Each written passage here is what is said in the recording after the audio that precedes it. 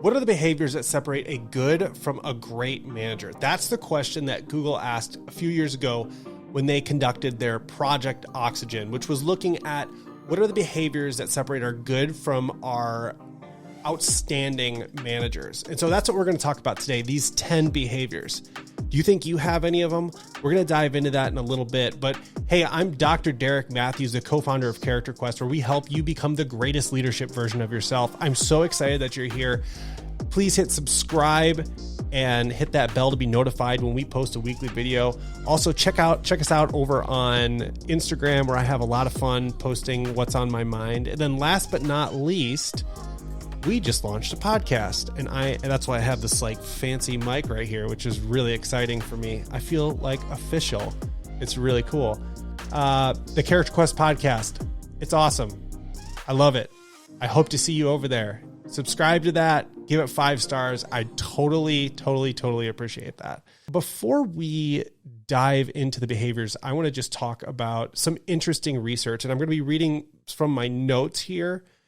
According to the New York Times, people typically leave a company for one of 3 reasons, or a combination of the reasons. The first reason is that they don't feel a connection to the mission of the company or a sense that their work matters. The second is that they don't really like or respect their coworkers. Have you ever experienced that? And the third is that they have a terrible boss. And this was the biggest variable in Google's Project Oxygen. Again, looking at what separates their good from their great managers. Above all, manager quality matters. That's why Gallup estimates that 70% of the variance in employee engagement hinges on the quality of a manager. So if you really want to move the needle on engagement in your organization, it starts with developing your managers, because they have the biggest impact on engagement, retention, performance of your people. So Laszlo Bock, the head of basically HR at Google, shared this story in my research looking at these 10 behaviors, which I'll get to in a second. And he talked about this really brilliant, I think it was engineer that was a manager. And he was a terrible manager. Brilliant guy, but terrible manager.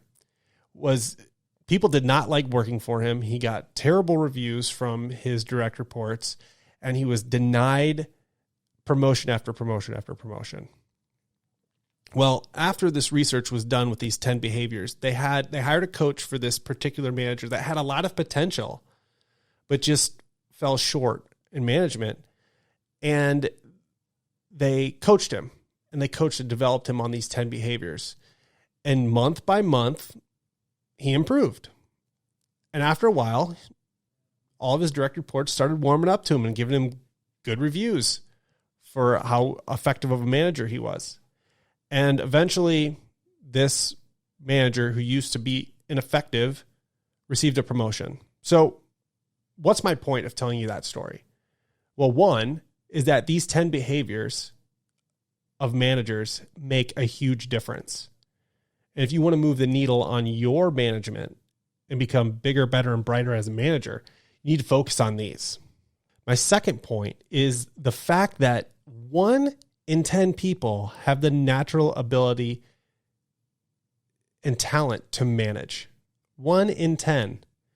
Leaders are not born, they're made. And we need to develop ourselves. We need to develop our leaders, because we need that in order to become great managers. So that's enough research. Let's dive into each of these behaviors, because they're super important. We're going to go in descending order. Again, these are the top 10 behaviors of the best managers at Google. And if you work at Google, this is what they develop you on. Okay, behavior number 10 is a strong decision maker. The key word here is strong. A strong decision maker makes a choice. They don't dilly-dally around.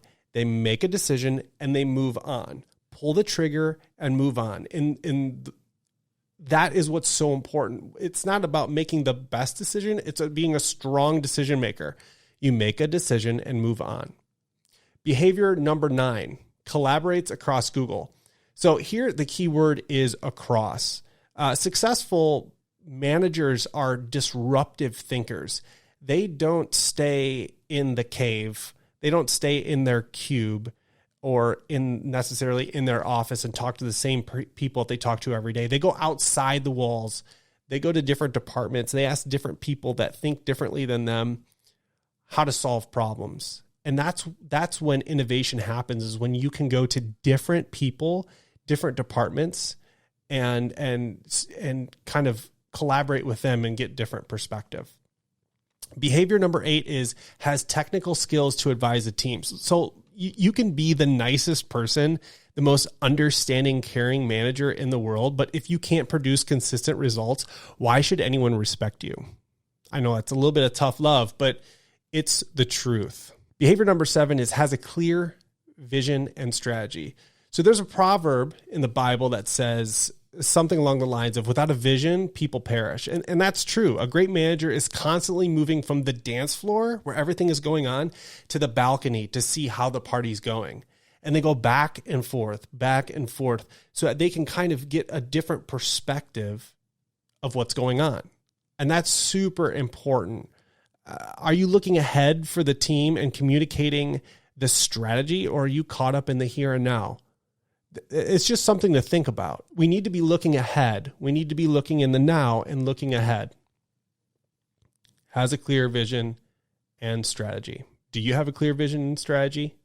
Are you communicating that to your team? Behavior number 6 supports career development and discusses performance. The annual review process is what I pulled from this. And the annual review process is pretty pathetic because great managers check in on a weekly basis asking a few questions. They don't wait to quarterly or annually to give career development and feedback on performance. So here's some questions I challenge you to ask your direct reports to work on this behavior. What are you working on? Ask them, what are you working on? How can I help? What are you learning? And what challenges are developing you? These developmental check-ins are gold. And when you check in on a weekly basis with your direct reports, there are no surprises. There's no anxiety that comes from the annual review process. So this is super, super important to remember. Okay, behavior number 5 is a good communicator. So this doesn't mean talking. A good communication is not necessarily about talking. It's about listening. And I know that's so talked about so much in the leadership development space, but it's the truth. You've got to listen more than you talk. That's what makes a great manager, a great communicator. And I'm going to leave you with a quote. I don't know who wrote this, or said this. I just find it very interesting. A leader who never listens will end up with a team who has nothing to say. Just think about that. I'll say it again. A leader who never listens will end up with a team who has nothing to say. My friends, listen more than you talk. This is something that I have to work on every single day. Okay, behavior number 4 is they're productive and results oriented. So pretty straightforward. Are you productive? Do you find yourself productive, or are you distracted all the time? It's very easy to be distracted in this world, especially with everything that's going on. But you have to set the tone for the team. You have to be productive for your people. Because when you're productive, they see that you're productive and they become productive because the leader sets the pace. Speed of the leader, speed of the team. Behavior number 3, cares about the well-being of your team. Look, it's been a tough year. Working from home has been like a hurricane experience for everyone. Working at the kitchen table, having kids running around because daycares are closed. I mean, it's been crazy. So are you checking in with your direct reports to see how they're adjusting? Have you asked them, are they struggling with anything? Do they have everything that they need? What are some of the challenges that you're having being productive at home? Because chances are most employees are too afraid to admit that they're having a challenge at home for fear of looking weak to their manager. So it's really important for you to check in with them and let them know that it's okay to not be okay, because we're all challenged in different ways. Be someone that your direct reports can talk to. Behavior number 2, empowers the team and does not micromanage. Get a task management system, especially with a remote workforce.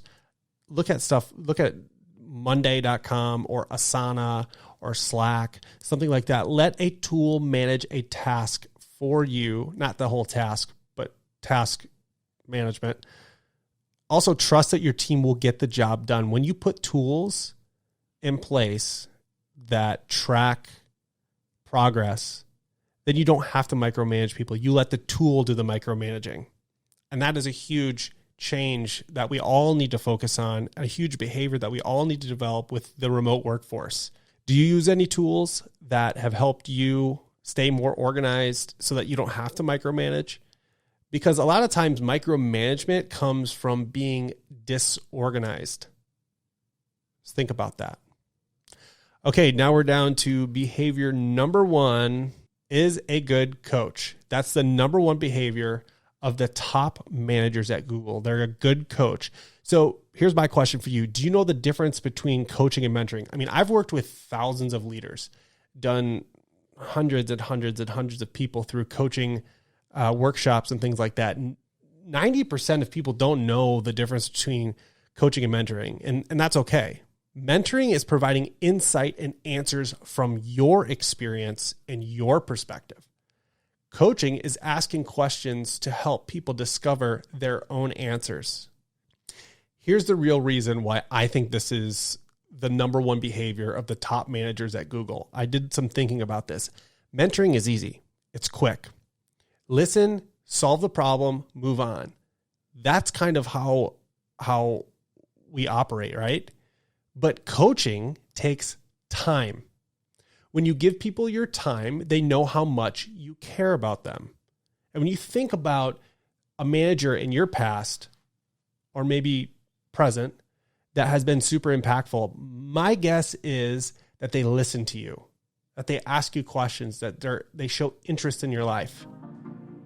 And this gets back to what Laszlo Bock, the head of HR over at Google, says, that leaders need to be accessible. And when you're accessible, that means that you have an open door policy.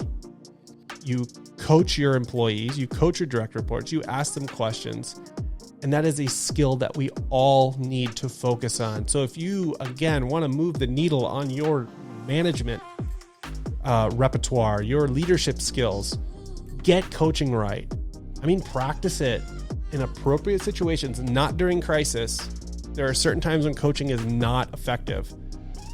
But if you hone in on your coaching skills and learn how to ask questions instead of giving the answer, I guarantee you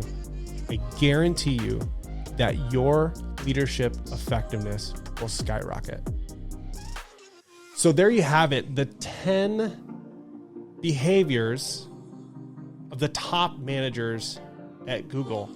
And there's tons of research behind it. There's tons of data to support this. I hope that these behaviors will help you create a strategy for your growth so that you too can become the greatest leadership version of yourself. Don't forget to hit subscribe, hit that bell to be notified when we post a weekly video. I don't want you to miss our videos. Thanks for watching and have a fantastic day.